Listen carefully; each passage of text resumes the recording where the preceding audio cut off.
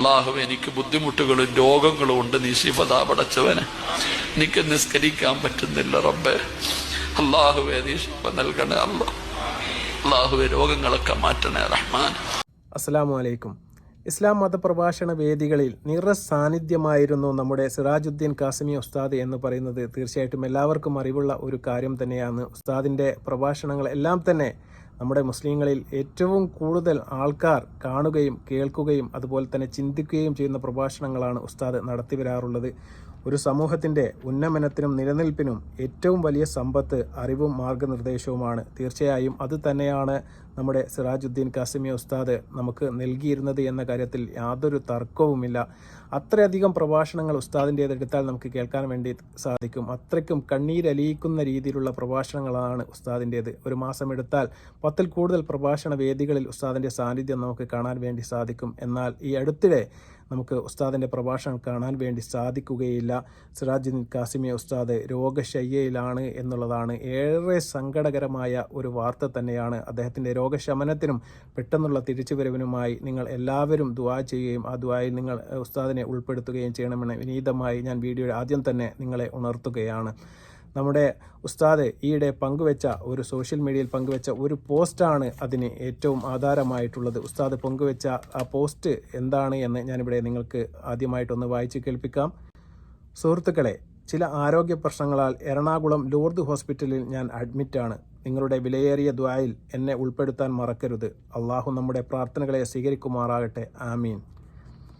കഴിഞ്ഞ ദിവസങ്ങളിലും വരും ദിവസങ്ങളിലും ചില പ്രോഗ്രാമുകൾ ക്യാൻസൽ ആക്കേണ്ടി വന്നിട്ടുണ്ട്. പ്രിയപ്പെട്ട സംഘാടകർക്കും കേൾക്കാൻ കാത്തിരുന്ന പ്രിയപ്പെട്ടവർക്കും ഒരുപാട് ബുദ്ധിമുട്ടുകൾ ഉണ്ടായിട്ടുണ്ട്. അതിന് ഞാൻ നിങ്ങളോട് ഖേദം രേഖപ്പെടുത്തുന്നു. ഇതായിരുന്നു അദ്ദേഹത്തിൻ്റെ ആ സോഷ്യൽ മീഡിയ കുറിപ്പ് എന്ന് പറയുന്നത്. ഇത് അദ്ദേഹം ഫേസ്ബുക്കിലാണ് പങ്കുവെച്ചത്.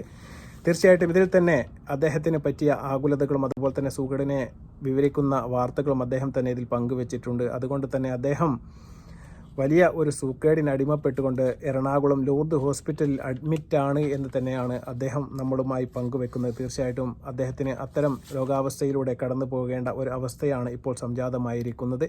അദ്ദേഹത്തിൻ്റെ എന്ത് പ്രഭാഷണങ്ങൾ ഉണ്ടെങ്കിലും അതിനു മുന്നേ അദ്ദേഹം സോഷ്യൽ മീഡിയയിൽ ഒരു പോസ്റ്റ് പങ്കുവെക്കാറുണ്ട്. അവസാനമായിട്ട് പോസ്റ്റ് പങ്കുവെച്ചത് ഈ മാസം 7-ാം തീയതിയാണ് എന്നുള്ളതാണ്. തീർച്ചയായിട്ടും എന്തെങ്കിലും അസുഖങ്ങളോ അല്ലെങ്കിൽ ഇത്തരം പ്രയാസങ്ങളോ ഉസ്താദിനുണ്ട് എങ്കിൽ എത്രയും പെട്ടെന്ന് പടച്ചതമ്പുരാൻ അതെല്ലാം ഭേദമാക്കി കൊടുത്തുകൊണ്ട് അദ്ദേഹത്തിന് എത്രയും പെട്ടെന്ന് ഇത്തരം വേദികളിലേക്ക് തിരിച്ചു വരാൻ പടച്ചോൻ ആഫിയത്ത് നൽകട്ടെ എന്നാണ് നമുക്ക് ആത്മാർത്ഥമായിട്ട് പ്രാർത്ഥിക്കാനുള്ളത്. അതുപോലെ തന്നെ നമ്മുടെ ഉസ്താദ് ഈ അടുത്തിടെ നടത്തിയ ഒരു പ്രഭാഷണങ്ങളിൽ ഇതിനെക്കുറിച്ച് അദ്ദേഹം വ്യക്തമാക്കുന്ന ചില വീഡിയോ ക്ലിപ്പുകൾ ഇപ്പോൾ പ്രചരിക്കുന്നുണ്ട്. അത്തരത്തിൽപ്പെട്ട ഒരു വീഡിയോ ക്ലിപ്പിൻ്റെ ഏതാനും ചില ഭാഗങ്ങൾ ഞാൻ നിങ്ങളുടെ മുന്നിലേക്ക് കൊണ്ടുവരികയാണ്.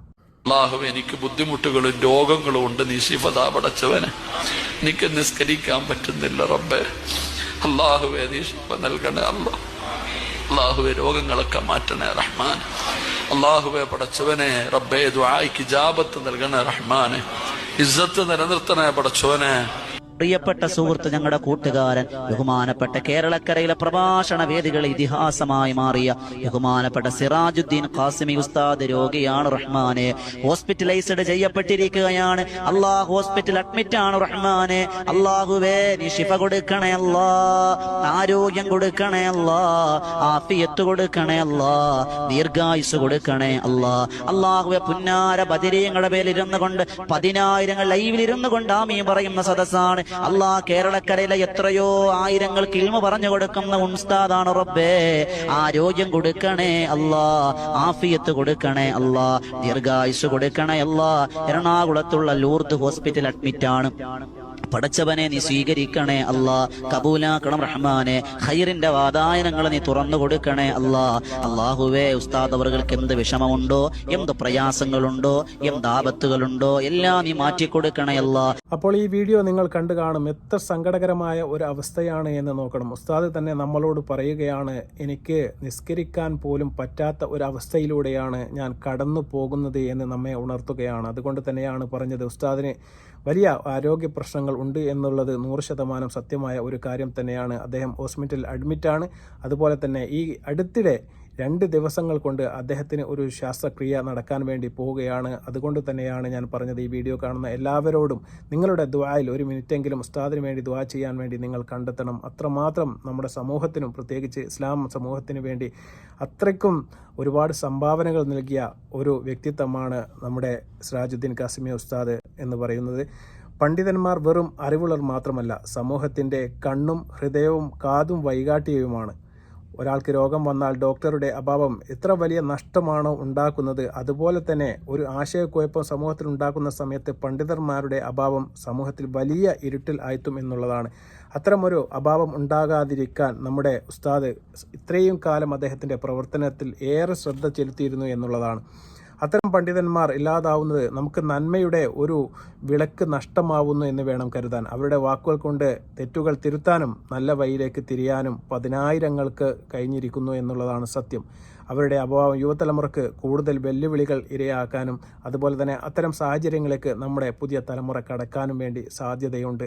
അതാണ് ഞാൻ പ്രത്യേകം പറഞ്ഞത്. ഒരാൾക്ക് രോഗം വന്നു കഴിഞ്ഞാൽ അദ്ദേഹത്തിന് ഡോക്ടറെ കാണിക്കാതെ എന്തെങ്കിലും സംഭവിച്ചു കഴിഞ്ഞാൽ എത്രമാത്രം നഷ്ടമാണോ നമുക്ക് സംഭവിക്കാൻ വേണ്ടി പോകുന്നത്. അതുപോലെ തന്നെയാണ് നമ്മുടെ അറിവുള്ള, ഇത്രയും പ്രാഗൽഭ്യമുള്ള ഒരു ഉസ്താദുമാരുടെ ഒരു അസാന്നിധ്യം നമുക്ക് ഉണ്ടായിക്കഴിഞ്ഞാൽ നമ്മുടെ സമൂഹത്തിൽ എന്തെങ്കിലും ആശയക്കുഴപ്പങ്ങൾ ഉണ്ടാകുന്ന സമയത്ത് അവരുടെ അഭാവം നമ്മുടെ സമൂഹത്തെ തന്നെ വലിയ ഒരു ഇരുട്ടിലേക്ക് നയിക്കും എന്നുള്ളതാണ്. അത് തന്നെയാണ് ഉസ്താദ് നമുക്ക് ഒരുപാട് വെളിച്ചങ്ങൾ അദ്ദേഹത്തിൻ്റെ പ്രഭാഷണങ്ങളിലൂടെ നമുക്കും നമ്മുടെ സമൂഹത്തിനും തരിക ചെയ്യുകയുണ്ടായി.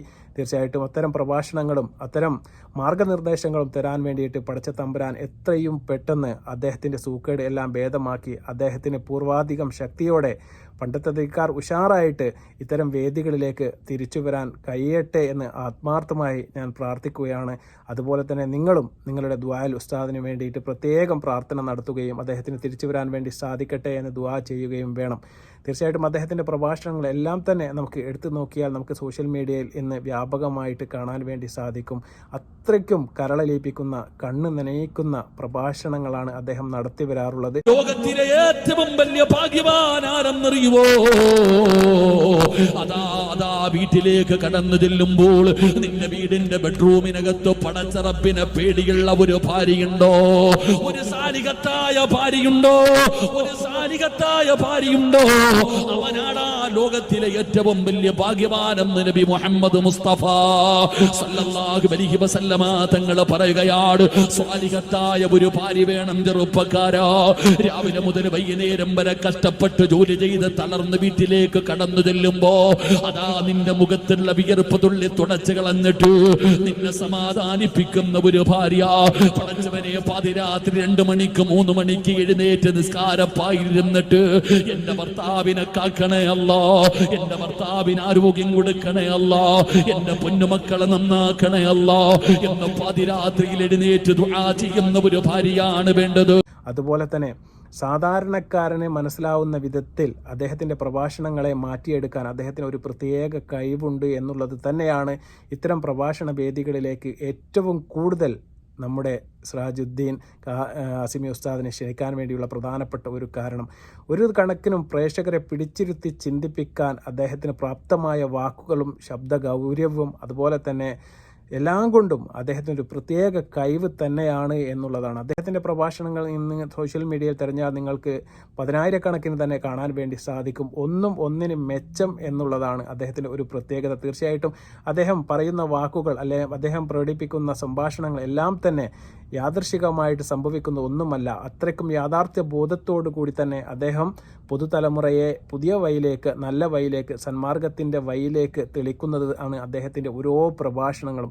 അതുകൊണ്ട് തന്നെയാണ് അദ്ദേഹത്തിന് പഴയ കാലത്തായാലും അതുപോലെ തന്നെ പുതിയ കാലത്തായാലും അദ്ദേഹത്തിൻ്റെ പ്രഭാഷണങ്ങൾക്ക് മൂല്യം കൂടി വരികയാണ് എന്നുള്ളതാണ്. നമ്മുടെ സമൂഹത്തിലേക്ക് ഒരുപാട് നന്മകൾ പ്രകാശിപ്പിക്കാൻ വേണ്ടിയിട്ട് ഉസ്താദിൻ്റെ പ്രഭാഷണങ്ങൾക്ക് അന്നും ഇന്നും ഇനി എന്നും സാധിക്കുമെന്നുള്ളതും അദ്ദേഹത്തിൻ്റെ പ്രഭാഷണത്തിൻ്റെ മറ്റൊരു മാധുര്യം കൂടിയാണ്. അതുകൊണ്ട് തന്നെ അദ്ദേഹത്തിന് എത്രയും പെട്ടെന്ന് പണ്ടത്തേക്കാൾ കൂടുതൽ ധൈര്യത്തോടെ, ആത്മാർത്ഥതയോടെ, സൗന്ദര്യത്തോടു കൂടി, ഗാംഭീര്യത്തോടു കൂടി അദ്ദേഹത്തിൻ്റെ പ്രഭാഷണങ്ങൾ നടത്താൻ പടച്ച റബ്ബുൽ ഇസ്സത്ത് അദ്ദേഹത്തിന് ആഫിയത്തും ആരോഗ്യവും പ്രദാനം ചെയ്യട്ടെ എന്ന് ആത്മാർത്ഥമായി നമ്മൾ ദുആ ചെയ്യുകയാണ്. ഇനിയുള്ള ദിവസങ്ങൾ അദ്ദേഹത്തിന് പ്രധാനപ്പെട്ടതാണ്. അതുകൊണ്ട് തന്നെയാണ് അദ്ദേഹം നമ്മോട് ദുആ ചെയ്യാൻ വേണ്ടി പറഞ്ഞത്. വീണ്ടും നല്ലൊരു വീഡിയോയുമായി വരുന്നത് വരെ അസ്സലാമു അലൈക്കും വറഹ്മത്തുള്ളാഹി തആല വബറകാതുഹു.